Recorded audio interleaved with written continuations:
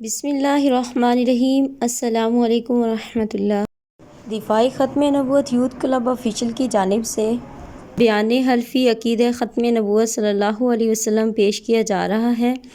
آپ سب بھی میرے ساتھ مل کر اپنے اپنے نام اور والدیت کے ساتھ اس بیان کو پڑھ لیجئے۔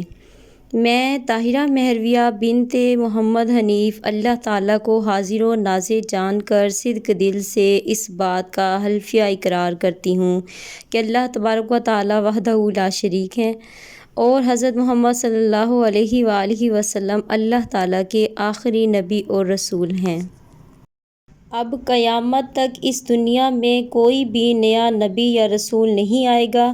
میرا اس بات پر بھی قطعی ایمان ہے کہ جو شخص بھی آپ صلی اللہ علیہ وآلہ وسلم کے مبعوث ہونے کے بعد قیامت تک اپنی نئی نبوت یا رسالت کا دعویٰ کرے یا آپ صلی اللہ علیہ وسلم کی نبوت و رسالت و شریعت کو آخری نہ مانے، وہ شخص کذاب، کافر، مرتد اور زندیق ہے۔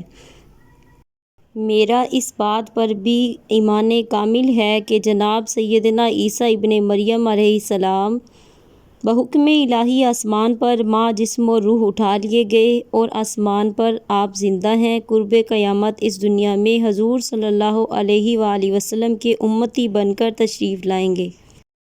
لہٰذا دور حاضر کے فتنہ مرزائیت کے بانی مرزا غلام احمد قادیانی نے امتی نبی، ذلی بروزی تشریع و غیر تشریعی جھوٹی نبوت کے دعوے کیے ہیں اور اپنے آپ کو عیسیٰ ابن مریم اور امام مہدی کہا ہے، نعوذ باللہ۔